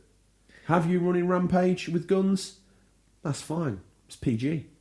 And remember, this is back in the day where we didn't really have very clear certifications. I actually think that was the first game to usher in a certification. Oh, really? Game. Yeah, it got an 18. Facts. I think it got an R rated in America. But here began the fade for the Mega Drive. With the release of the 32X, the system was on life support, and it looked like it too. It sure looked like it. Bolted to its CD drive with the 32X grafted in on top, all needing separate power supplies. The thing looked ridiculous. It did. Have you seen the Mega Drive Mini like little add-ons they've made for this? I have. They're non-functional. Yeah, they're not stress that they're non-functional plugins. Just to make it look like it's something that was cobbled together on a Friday afternoon in the Sega factory. I mean, it's a shame that we never. I know there were revisions down, like the I can't remember, was it the Mega CD where they I can't remember the name of it now, listeners. I will look to get back to you that next episode. But there was an iteration where they slimmed it all down into a little carry case one. Almost like a Walkman style. So it had the CD and it had a bit on the back. Yeah. Some of the fans are going to be screaming at me now, and it's one of those moments where my lizard brain tries to think of the answer and now it can't, so it's gone. I think you provided them with a lot of facts this week, so they'll forgive you. We'll let them off that one time. The 32X didn't really have very many games, but as we mentioned before on the show, Star Wars Arcade is a notable highlight on there, something to check out if you want to delve onto the 32X. Yeah, and that being said, the 32X initially sold well, but its price soon got slashed as demand decreased and missteps from the management about where Sega's future laid, and it certainly wasn't 32X flavoured nor Mega Drive. Saw the 32X sort of struggle on a bit there, Tom, with a smattering of not very good games. A good friend of the show chimed in. Tom, seemingly you can pronounce his name, I can't. Remind me one more time, like Red Dragon. It's that guy again, Bobba Lobber. Bobba Lobber. Got it in one, Tom did. Nailed it. I never had a Mega Drive first time around. I was a Nintendo kid. Always loved playing on the Mega Drive at a friend's house. Sonic was the go-to game for me, just like Mario was whenever they came to my house. Recently picked one up, spur of the moment, and he's slowly building his games collection that he wished he had when he was a kid. Not only does Bobba Lobber hail from a place where I used to hail from, it also sounds like we're brothers from another mother, doesn't it? It does, yeah. Mumsy got herself busy back in the day while we were in childcare. So there it is then, a real success. A 16-bit machine that was cool to own, did well with its final number coming in at 29 million units sold. Now, Tom, taken in isolation, you think, well, they did well. Yeah, the story on paper looks ridiculous, with Nintendo's 49 million SNES consoles sold. Ouch, that's what I'm Yeah, saying. You know, exactly. when you look at 29 million, you think, well, they've done really well for themselves in that era of gaming. But 49 million SNESes. And that's there. It's not sort of like now where we've got, obviously, you've got Nintendo, Microsoft, Sony, PC platform, mobile gaming. This is like, I know there were other things available, but the two big home consoles, that's it. So they really did lose that battle, didn't they? Yeah, but it's like we've said in the earlier in the episode, it was those that were living it at the time that didn't see Nintendo running away with it. Sega were really holding and keeping them honest. It was a real good fight that could have gone either way. And let's face it, Tom, everyone loves an underdog. They do. Especially here in the UK, which, kind of strangely, this is where it did really well. Yeah, I think it does go to show it's healthy to have competition. I mean, they're good numbers for both consoles, and like I say, it was a very fierce battle on the playground, wasn't it? It was. As to which was best. And those numbers, I'm going to say it again, you would have thought it would be like 49 million, 48 million, 29 million, 28 million. But yeah. They almost went and doubled the number I know. that Sega did. Yeah. And they had a stranglehold. The Mega Drive came out and just dominated the NES area, and all the bigger boys got on that. Mm-hmm. But by the time the SNES came out, the Mega Drive was looking old hat again. And yeah. It was almost like the Mega Drive Pro, the SNES, when it came out, unfortunately. Or it the certainly Mega was. Drive 1X. Hang on though, listeners. The Mega Drive is still alive and kicking with a great retro scene, and as mentioned in the news, it's still getting new games even today. Forever part of the 90s and forever the highlight of Sega's hardware, this year especially as we get set for the release of the new Mega Drive Mini, what's looking finally like a great system for the gamers of today with a great library, hopefully paying tribute to the great console. Much better than the clones and rehashes we've up until now. We think the Mega Drive has earned that. Oh, Tom, we do. And we've reached that point again where if you're at a cocktail party and the guy there says he loves Mega Drive, oh really? Well, let's give you our top 5 and some honourable mentions. Tom, do you want to kick it off?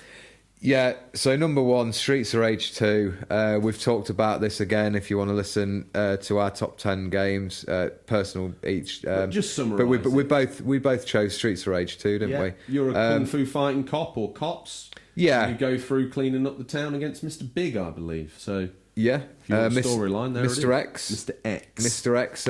Some great boss character designs there. It was exciting just progressing through the level to see what the next bad guy would look like. Yes. There was one that looked like the Ultimate Warrior, where you go down a lift and then you're in this sort of cage fighting arena. And they also managed to squeeze in, I think we've talked about this before, but the Aliens reference to put you on like a pirate ride. Yeah. And you end up with like a sort of Blanca / Wolverine-esque creature with, I don't know whether he's a creature or a man dressed up, but he's got like claws and he spins in a sort of Blanca attack roll.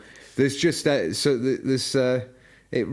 me that is the number 1 game on Mega Drive. Oh, bold. I've owned several copies of it, but we best move on before I get too carried away. Great game to own on there. Sonic the Hedgehog 2, which we discussed. I mean, we don't need to go into that. If you haven't played that game, if you're going to play it anywhere, play it on the original hardware. Come back to the Mega Drive.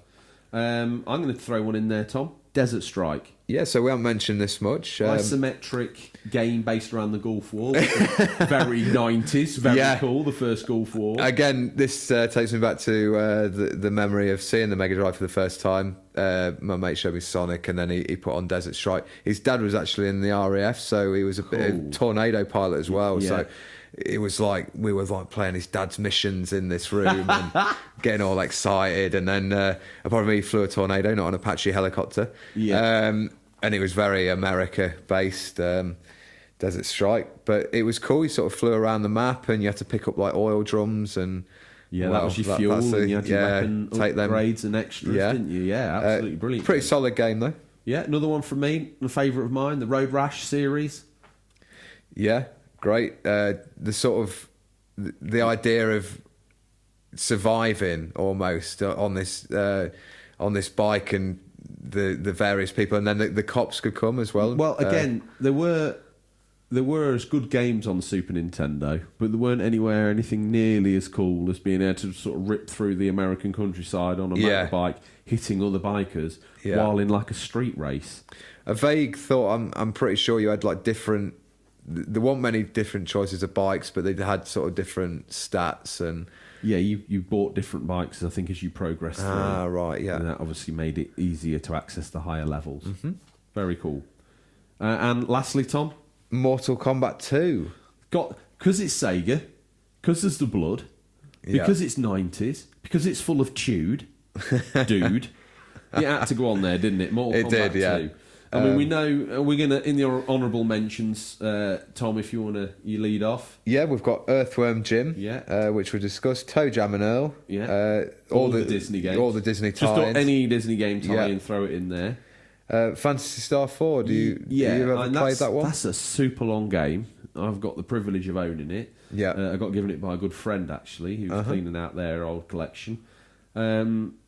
Golden Axe, another sort of take on the Streets of Rage sort of scrolling co-op beat 'em up. The birth of the Souls games, Tom. Revenge of Shinobi. Yeah, super difficult. Well, leading on from that, even harder. Really?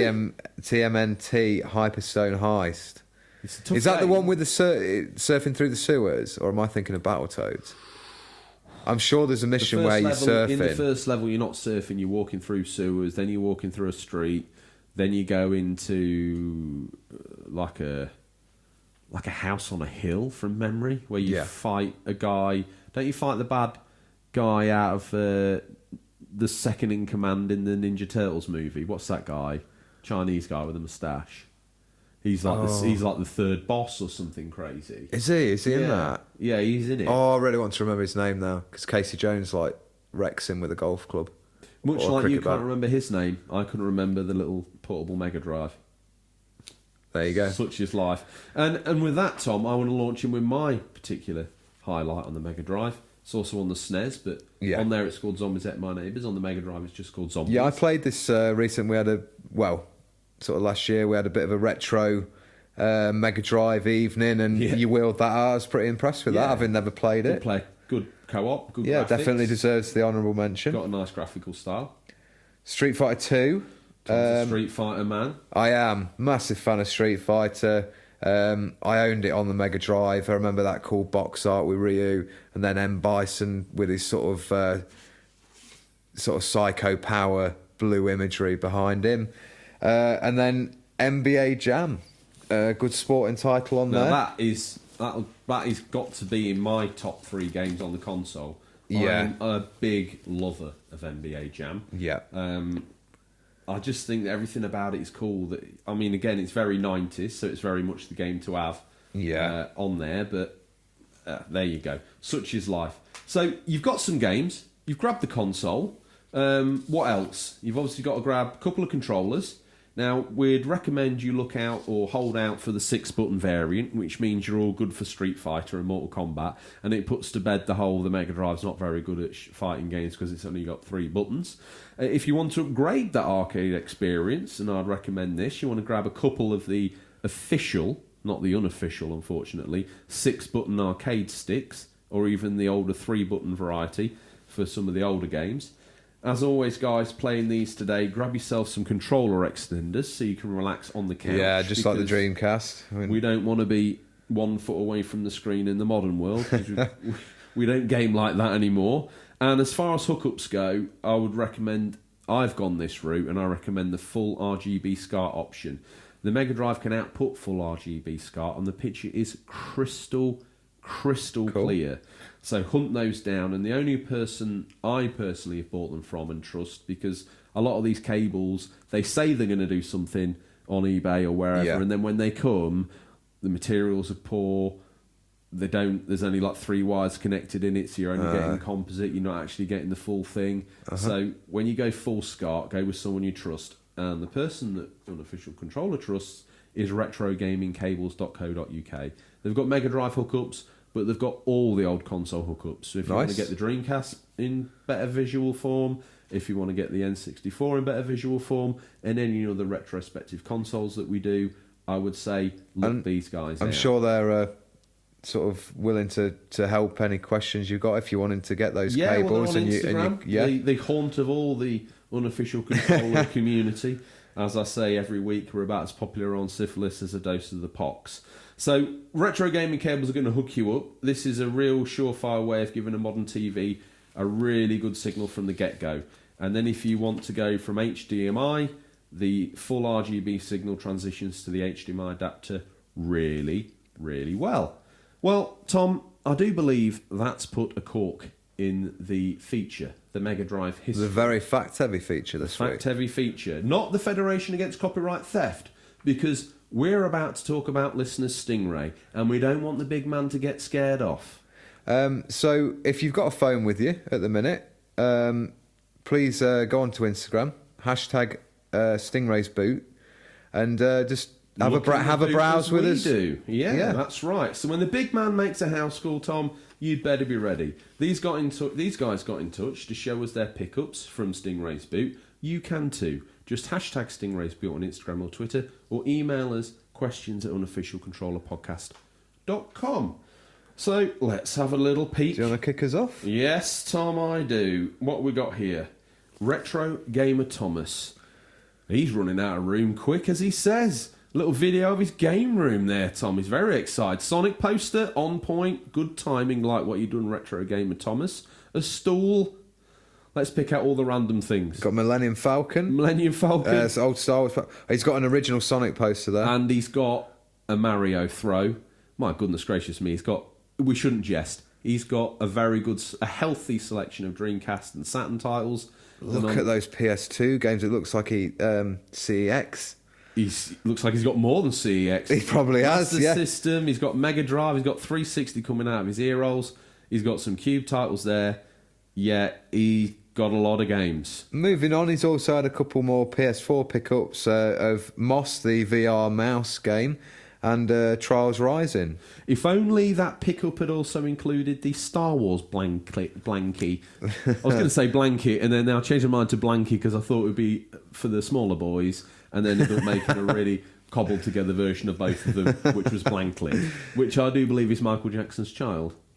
Yes. So Retro Gamer Thomas is the unknown other parent of Blankly. Long-time listener and poster, Ozcat.tv. Where would the show be without Ozcat.tv? I know, we'd have no content. A few weeks ago, Sega Select hooked me up with the unsealed Sonic 2 for the Game Gear. Wow. An unsealed Sonic 2. So he's grown his Game Gear collection there. He's got some other titles, including Power Rangers, Sonic Chaos, NHL All-Star. Looks like he's got a baseball game, Tom. He has. I thought you'd have spotted that one. Yeah, on it like a hawk. Yeah, the Incredible Hulk and a few others there. I might need a baseball game for Game Gear. Yeah? If anyone... You best get stocked up on those batteries. Yes. Well, don't worry. Little Devil _71 has picked up a Pac-Man yo-yo. Wow. Yeah.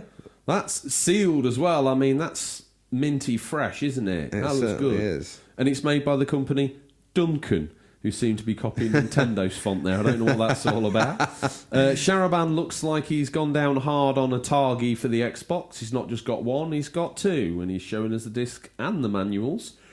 The immortal Radabash Gaming's hooked himself up with a Dreamcast. Look at that unofficial controller. An unofficial controller and what looks like a stack of copies.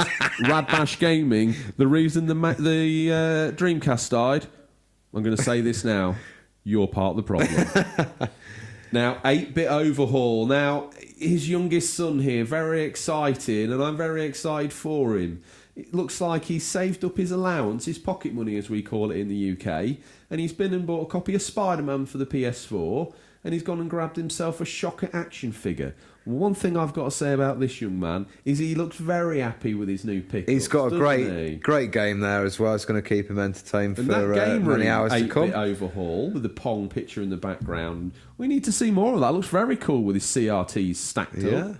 Once again, 8-bit overhaul junior. It's with these younger listeners, Tom, that the show has a chance to grow. Absolutely. Little Devil 71 has picked up Road Blasters on the NES. Ozcat's titles looking in doubt here. Yeah. We've got someone else, Oobgram. Oobgram. Oobgram. Don't ask me for pronunciation, Tom. I'm about to insult him and get it wrong. I'm sure they'll let us know if we've got it wrong. Motor They've City got Patrol that's a Matchbox game, is that right? Probably, Right, yeah. I see the Matchbox logo on there. We've heard from him in the feature, and now he's come in here with a tips book from Mega Machines Sega, Mean Machines. Oh, sorry, Mean Machines. So that would be one of the classic... Once again, were you in the feature? I was there, in body, but not in mind. Mean Machines Sega Complete Review Guide, Volumes 2, I've got that M one. to Z. And it is really cool. It's just a collection of... I do remember getting some of them, summarised Mean Machines reviews. Uh-huh. Sharaban again. He's not just bought one copy of Oddworld. He's been and bought every copy of Oddworld you can Got imagine. the collection. I believe there's another one of those coming out soon. And I Oddworld. think that Limited Run Games are doing Oddworld on the PS4 as well. Stranger's Wrath. Your favourite Oddworld game. Of course. Another new name to the show, Airmitch44. Whoa, he's had a He's got Sega himself score. a Genesis collection. Yes, he has. Zool, Home Alone 2. Yeah. What else has he got? Oh, he's in got there, that. Tom? So he's got triple score, which I believe probably over here would have been Mega Games 1. Well, good spot. California Games, Strider. A game there called Outlander. Now, I wonder if that's the game I had on Atari ST. If anyone knows, they should let me know. Yeah. Game Boy Doc Matty, another young follower of the show. And well done, Game Boy Matty, because it looks like you've hooked up Game Boy Daddy with some pretty cool-looking father's gifts. It's got a there. Sega Saturn smartphone controller. That looks pretty cool. Very, doesn't it? very cool. What looks like some sort of beer-related Pac-Man thing in the background. A Pac-Man beer glass with the maze up the side of the glass. And a power-up card. Well done, Game Boy Matty, and to all fathers out there. Oh, my goodness gracious me. Ozcat saw that someone had got their Steel Battalion controller out. So he's got... Yeah. Yeah, he's the one at the toilets, Tom, isn't he? You call that, let me get mine. And Ozcat... Oh, have you seen the next one? Well, we'll get there. Ozcat's blown down hard on a Mountain Dew Xbox. I do actually believe he won that. I think I got in a conversation with him, which is great. I mean, not only is Ozcat dripping in retro pickups week after week, he just seems to be one of the luckiest characters in the world. And thankfully, he listens to the show. So he's lucky, lucky, lucky in all ways, Tom. Now, your friend, as you can say it. It's my boy, Bobba Lobber. My boy, listen at you. What's he got to say for himself? On top of a basket containing an EGX sort of lanyard there. That'd be cool if he's going there this year. I love the way you focus in on the smallest bit of writing. Now we on need the to screen. talk about this because hopefully we're going to go, aren't we? Oh, I was going to and say, we could look, maybe Rocky's even in there. Yeah, Rocky's in there. Rocky does not compare to EGX Games Show. Where hopefully we might actually sort of meet and greet some of these amazing Insta followers. If I'm not grounded for being rude about EGX, maybe we'll all be there. And maybe I would we'll love to meet every single last one of you. Absolutely. Maybe we can get those stickers run out in time. Maybe. The unofficial controller bumper sticker. Depends what budget we've got left after. It does, yeah. Getting the Stingrays. We'll have to get onto the great Lord Ponsonby. Oh yes. He's got some Mad Catz controllers in there, which we love. He's done that on purpose, hasn't he? Yeah. Clamouring for the likes. Say sorry. I am sorry, Bobby Lobber. And on that rather apologetic note, Little Devil comes in with Expendable on the Dreamcast. Retrovision's there. My goodness. They've managed to get Haunting Ground for the PS2, a very hard to find title. He's found it thrifting. Tom, I tell you, I don't know how they do it. And if our ego couldn't get big enough, we've got ourselves with our Mega Drive collection. How embarrassing. How embarrassing. Scott's Gamer Geek. They've been and bought themselves. They've been bought for Father's Day. Lots of great Father's Day gifts this PlayStation week. Classic. Retro Games MT. Looks like they've done well with some Game Boy. Bootleg Game Boy cartridges. Just the sort of thing we love on this show. Pokemon Pocket Monsters, that looks really legit. Got a copy of Pokemon Crystal and Jade. That looks equally as legit. Pokemon Gold looks like Tom's made it with his crayons. Now, this must be one Tom made with his crayons. So, Star Wars Obi-Wan's Adventures on the Game Boy. Driver on the Game Boy Color. I mean, if any of those are legit, well, I don't believe it. Moving Next on. up. Circus of Values. Now, I love this name. Every time I see that little logo pop up on Instagram and his name, I hear that machine from BioShock. Circus of Value. Oh, yeah. Tom's finally caught on. It's where he heard that before. He's gone and thrown down. He's bought the whole lot for Medieval, but he's managed to pick up Crash Bash, Spyro 1, 2, Crash Tag Team Racing, which is poignant. He picked up Crash 2, Vigilante 8. I mean, a smorgasbord of great games, just so he could get his mitts on Medieval. Cool. Moving on, we've got Amid No Thrifts. Is that correct? Let us know if not. Pretty good effort from you, though, considering. Yeah, a small flea market haul for $10. Nice. He's got a PS1, 2 rather large NES cartridges, Rayman Arena, Unreal Tournament, and I can't quite make out what that last one is, but they're on the PlayStation 2. Oh, now the reason that I asked him to send this in is scan right, Tom. Oh, that wow. is a quality looking. It's like a reverse Scottish flag Xbox. Now, this is a proper Stingrays boot pickup. It is. Looks like it's been painted with paint from Homebase. I think it has. I reckon that has, yeah. But he says it's reckon good. that It did needs the- a clean, but it's modded. And believe it or not, they let him just take it. Probably want to get rid of it. The fumes generating off that. Little Devil chiming in again with Blasto on the PlayStation. He just keeps buying. Retro Gamer Island. He looks like he's managed to That's get a real cool setup, isn't it? It with is the very NES cool, and the- he's he's got actually SNES managed- Mini down there. All the Nintendo consoles. There's a story here, Switch. Tom. Sorry? There's a story here. Sorry. You just put your jaw on holiday. I will. And I'll just kick in.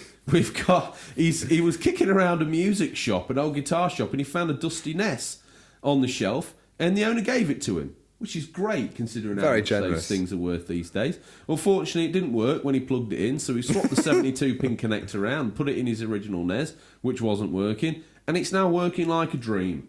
So Well, he happy sounds days. like a good bloke to get in touch with on Insta if you got any queries for sort of trying to get old consoles going. The jaw's back from holiday. I wish he'd took it another week. Game Boy Archive 1. He's got himself a 3DS XL, a 2DS XL, and a copy of Body Harvest for the N64. And what we got here? Sony PSP Addict, Field Commander, Superbike 09, Peter Jackson's King Kong, Thrillville Off the Rails, Avatar the Game. He's got a tolerance level very high for pain, Tom. Blue Canyon Games, that's an indie developer there, chiming in, showing us some stuff. Yeah. Look, And then Ozcat, Bloodstained, and Last of Us collection that he's got there. Blue Canyon Games just showcasing off some stuff. I said they're an indie developer. I think they're actually just like a game seller. And I think that's just the full turn of the wheel, Tom, because I believe we've seen Little Devil's Dreamcast magazine before. Because I waffled on about how much I loved Blue European Dreamcast magazine. Absolutely. So, Tom, that's listeners Stingray. If they want to get involved and get the big man round, can Tom, now how would they do that? Well, they can tag any pickups with hashtag Stingrays boot.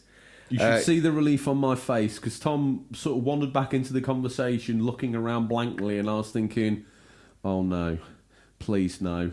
I thought Not another edit. I just thought you were going to... Well, we don't know how to do it, Tom, so it's frightful. We leave all the mistakes out there. Yeah. Much like we did at the To top be of the show. judged. To be judged open and Yeah. fairly.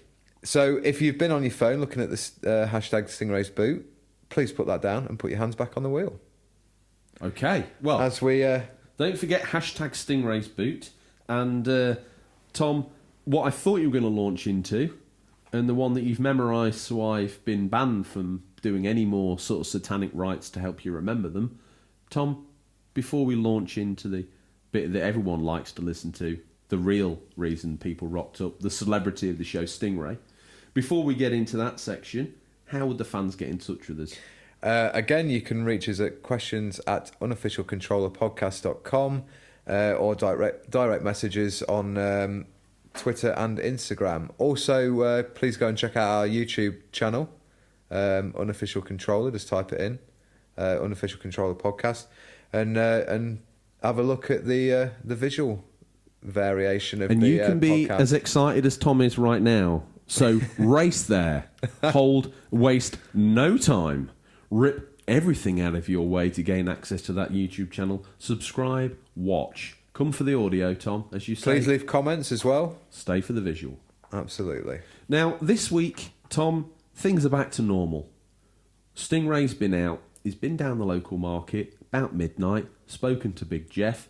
Big Jeff's rolled back the carpet in the bottom of the van and he's shown Stingray his wares. This was a discreet yet quick pickup of some of the biggest gaming releases, as well as all the latest VHSs we didn't even know we didn't need to see. Absolutely. It's time for a peek in what we affectionately call Stingray's boot. What's nestled between some counterfeit nappies and a dodgy copy of Battle for Endor this week? These are the new release highlights for this week, June 10th to June 16th, 2019. Listeners, these are out digital or physical, or will be by the time this podcast is in your feed, but could be region dependent. Now, Tom, he's just passing the pub at the bottom of the street. I hear a wheel screech. That's not going to make its way into the audio for this, because the audio we've got for Stingray is already pre-recorded and it doesn't have any wheel spin in it.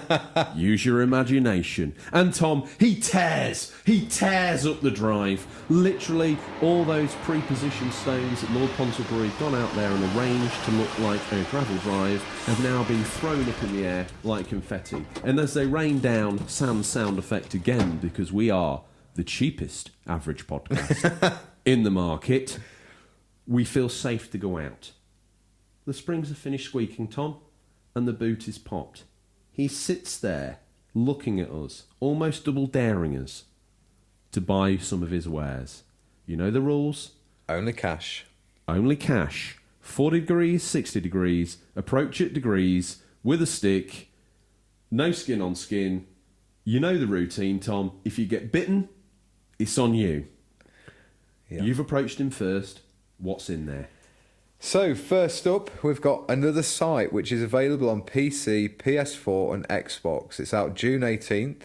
Ooh. So, a little bit about the game. A teenager who has lost her sight and a mysterious cat team up in a surreal fantasy adventure into the unexpected, weaving a tale that brings together some of the world's greatest minds: Monet, Tesla, Edison, and other historical cultural icons. You know, he didn't miss a beat with that, listeners, did he? Oh, yes. I And stumbled. that is nestled between a copy of the 1970s sitcom Rising Damp, starring Richard Beckinsale.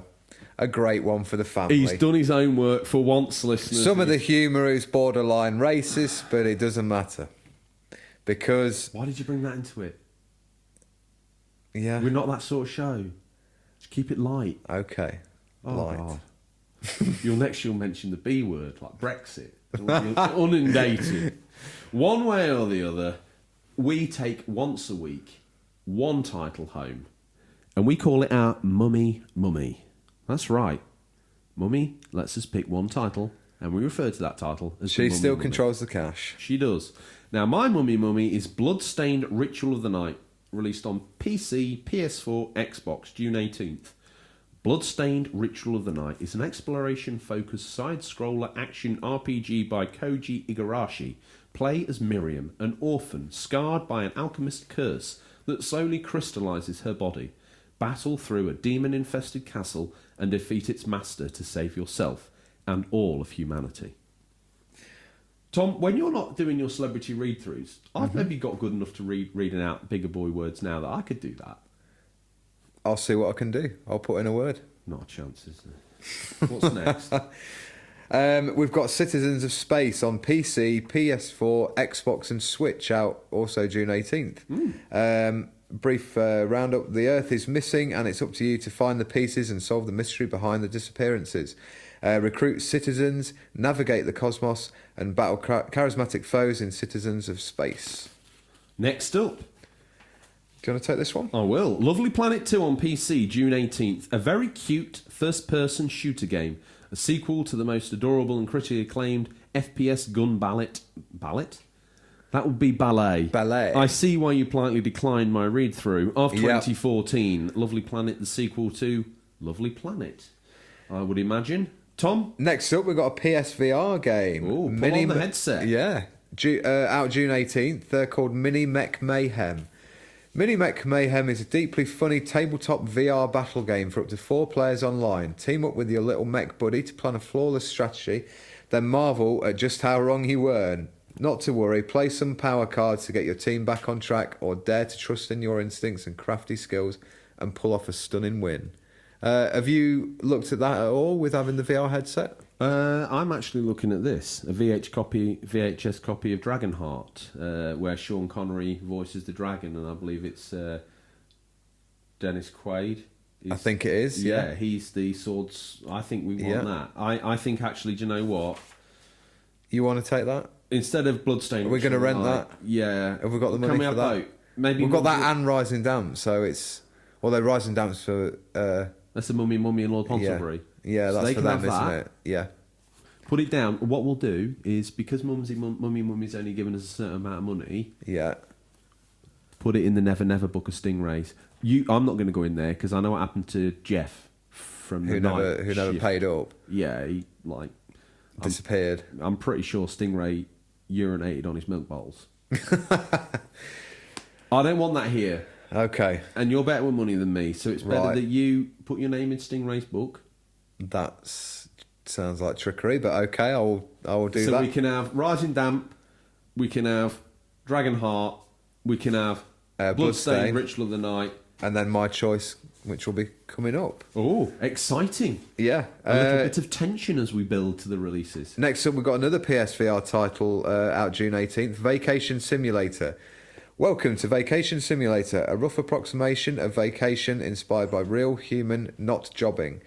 Brought to you by the same robots behind the Job Simulator. Relocate your bandwidth and get ready to splash. S'more, snowball, and selfie your way to optimal relaxation. Stand back, Tom, because as a regular Nintendo expert, I want this fine-looking mess of the game. Boxing Champs out June 20th. Have a little yourself a look. I might be doing it an injustice, but seeing as I'm a big Nintendo fan, I couldn't help myself. More than just a boxing game, Boxing Champs mixes fast and fun top-down arcade graphics and animations and mixes it with simulated gameplay to give the real feel of boxing. Feel every punch with full punch control using the right stick. Start swinging away and challenge your friends in multiplayer, or make history by moving up the ranks in career mode to become the undisputed world champion. Snap the jab from outside and throw combinations, or get inside and brawl away with hooks and uppercuts. Capture the spirit of boxing and knock it out in the ring. Tom, from what I've seen, I might be harsh. Top-down view is very strange, isn't it, on that? That game needs knocking clean out. Fight Does Night. it need a Red Dragon Rios punch? Sensei Red Dragon Rios from the local village hall, on his way back up here, after giving lessons to Devon Zilla, needs to Red Dragon punch. What we'll tell Stingray that we're going to rent this, and then Red Dragon Rios can come here and Red Dragon punch into the lair, into the pit, into the lair pit. Yeah, and that needs a little bit of explanation, because if they're new, they've got no idea what that is. So I buried lair in a pit. The game lair for PS3, I buried it in a pit 6 foot deep because it was. And we do leave a thin layer of soil over the top, so there's going to be more games going in there. There's more. I think unfairly, boxing... I've unfairly judged. I've not played this game. No, so... it's probably some small indie company. It's their make or break game, and you've just destroyed them. If it is, right, I'm sorry, and I at least read it out. Yeah, we didn't have to bring it in here. We didn't. No, there's no such thing as bad press. There's not. Even from me. Moving on, Catan on the Switch, June 20th. Catan, trade, build, settle on Nintendo Switch. Discover or rediscover all the fun of the strategic and social gameplay of the million-seller board game. Me and Finchy used to play this. Yeah? Adam Finch. If he's out there, you get in touch.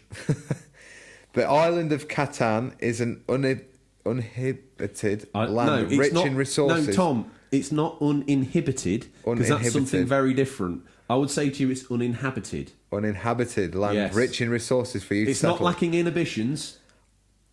It's lacking habitable places to live. Unfortunately, your opponents have the same plans, though. Build settlements, roads and cities strategically to gain supremacy on Catan. Some resources you have in abundance, other resources are scarce. Trade resources wisely and skillfully to stack the odds in your favour and become the greatest settler of Catan.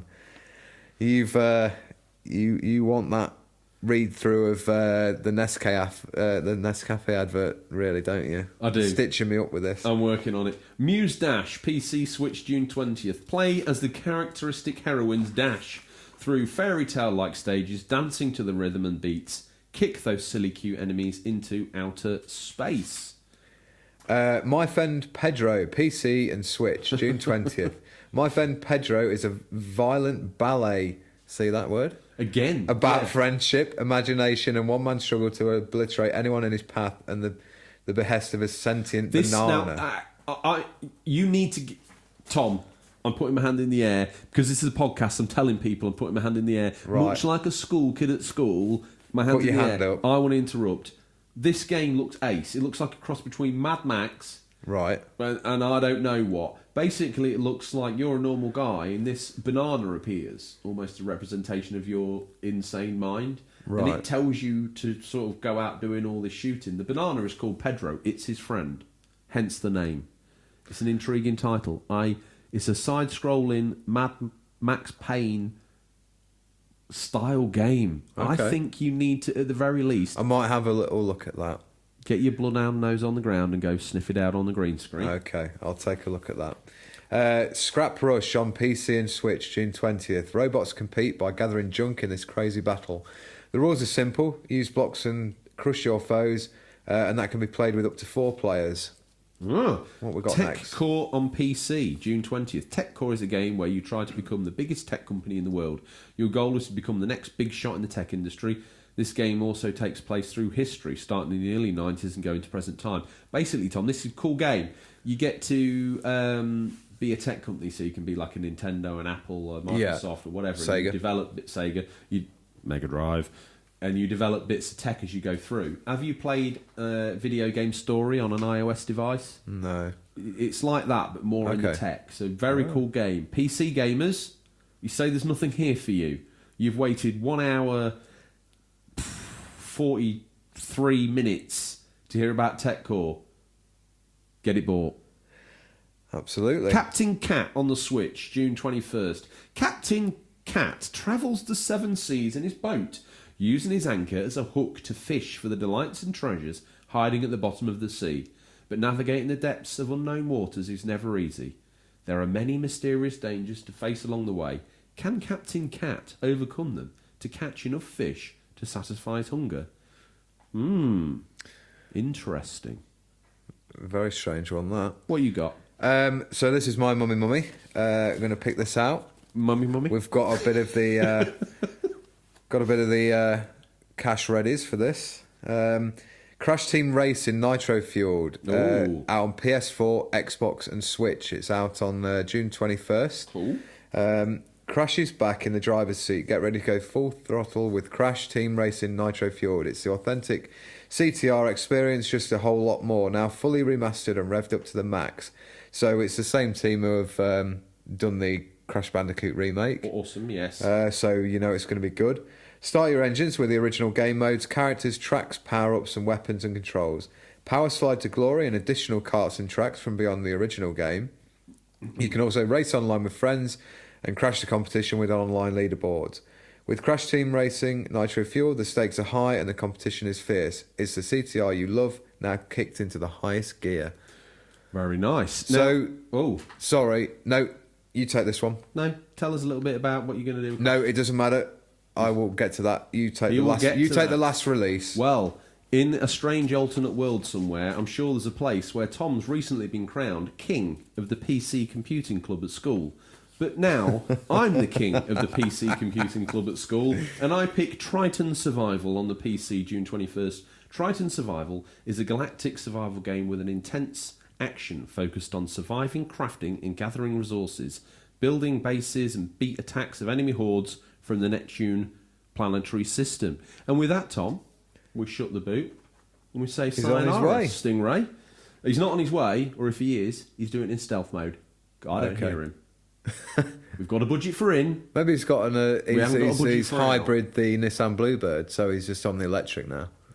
Maybe he has. And maybe, Who knows? Tom, I think Stingray, as a fictional character, is probably going to get bored and walk off this show before we finish. And before we finish, Tom, what are you going to be playing?